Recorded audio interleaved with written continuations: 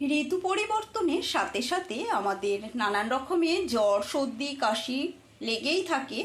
তাই এই বসন্তকালে যদি এই চচ্চড়িটা তোমরা বানিয়ে খাও, বাচ্চা থেকে বড় সকলেরই উপকার হবে। রইল আজকে রেসিপি। নমস্কার বন্ধুরা, হ্যাপি উইথ গোপা কিচেন কুকিংয়ে তোমাদের সকলকে জানাই স্বাগত। আজকে আবারও নতুন একটি রেসিপি নিয়ে তোমাদের সামনে হাজির হয়েছি। রেসিপিটি প্রথম থেকে শেষ পর্যন্ত দেখার অনুরোধ রইল। চলো রেসিপিটি শুরু করা যাক। আজকে কিছু কালারফুল সবজি দিয়ে বানাবো সজনে ফুলের চচ্চড়ি। এখানে নিয়েছি সজনে ফুল, কিছুটা নিয়েছি বিনস, আলু, ক্যাপসিকাম, টমেটো, গাজর আর নিয়েছি একটু বাঁধাকপি কুচি। প্রথমেই দিয়ে দেব 2 চামচ সর্ষের তেল।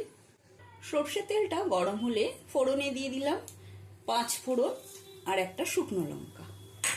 ফোড়নটা ভালো করে নেড়ে চেড়ে নেব। ফোড়নের থেকে সুন্দর গন্ধ বেরোলে দিয়ে দেবো প্রথমে টুকরো করে কেটে নেওয়া আলুগুলো। বসন্তকাল পড়তে পড়তে ছোটবেলায় মা ঠাকুমারা এরকম সজনে ফুল খাওয়ানোর জন্য ব্যস্ত হয়ে যেত, কারণ ঋতু পরিবর্তনের সাথে সাথে নানা রকমের রোগের উপদ্রব সৃষ্টি হতো সেই সময়।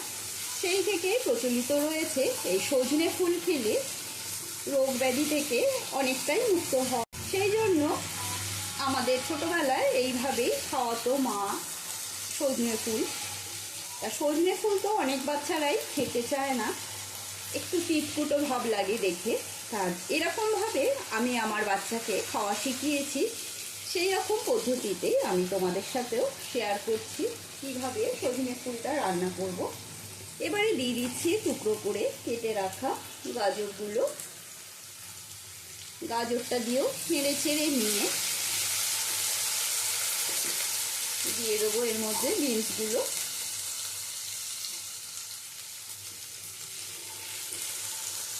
দিয়ে দিচ্ছি লবণ, দিয়ে দেবো সামান্য হলুদ গুঁড়ো, দিয়ে দিচ্ছি ক্যাপসিকামের টুকরো আর দিয়ে দিচ্ছি টমেটো, দিয়ে দিচ্ছি কুচো করে কেটে নেওয়া বাঁধাকপি। এসব সবজি দিয়ে বানিয়ে নিতে পারো। দিয়ে দিচ্ছি কিছুটা মটরশুঁটি। নানান রকম সবজি দিয়ে করলে দেখতেও ভালো লাগে, আর এরকম কালারফুল সবজি হলে দেখবে বাচ্চারা খেতে বেশি পছন্দ করে। সমস্ত উপকরণ দিয়ে ভালো করে নেড়ে ছেড়ে নিয়ে এবারে এর উপর থেকে দিয়ে দিচ্ছি সজনে ফুলগুলো। সজনে ফুলগুলো ভালো করে আমি ধুয়ে নিয়েছি।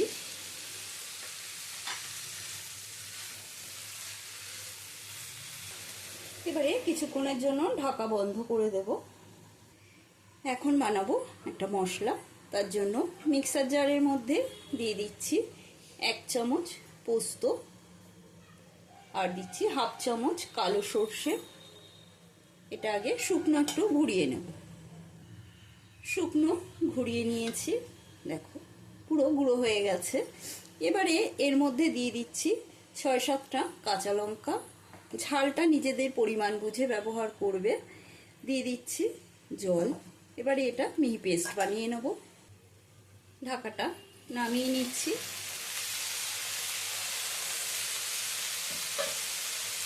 এবার একটু নেড়ে চেড়ে নিচ্ছি।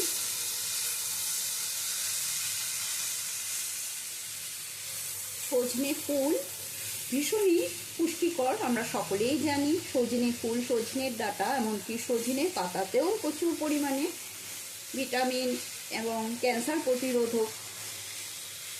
বাচ্চা থেকে বড় সকলেরই এই সজনে ফুল বা সজনের ডাঁটা, সজনে পাতা খাওয়া ভালো। এবার এর মধ্যে আমি দিয়ে দেব বেটে রাখা সর্ষে পোস্ত আর কাঁচা লঙ্কা। দিয়ে দেবো সামান্য মিক্সার ধোয়া জল। এবার একটু মিশিয়ে নিচ্ছি।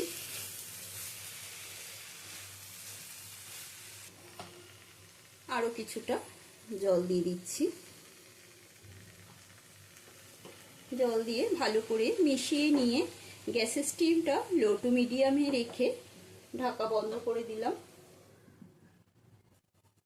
ঢাকাটা সরিয়ে নিচ্ছি। খুব সুন্দর গন্ধ বেরিয়েছে।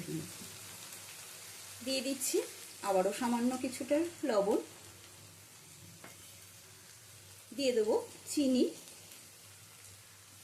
মিষ্টির পরিমাণটা পছন্দ মতো দেবে। সমস্ত উপকরণ দিয়ে ভালো করে মিশিয়ে নিচ্ছি।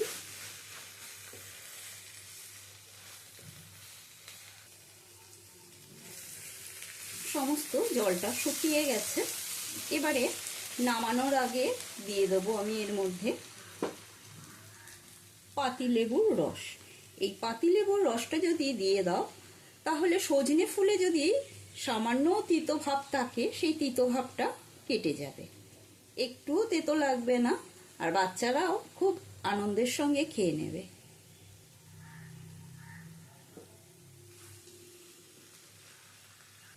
এবারে দিয়ে দেবো 1 চামচ মতো সর্ষের তেল।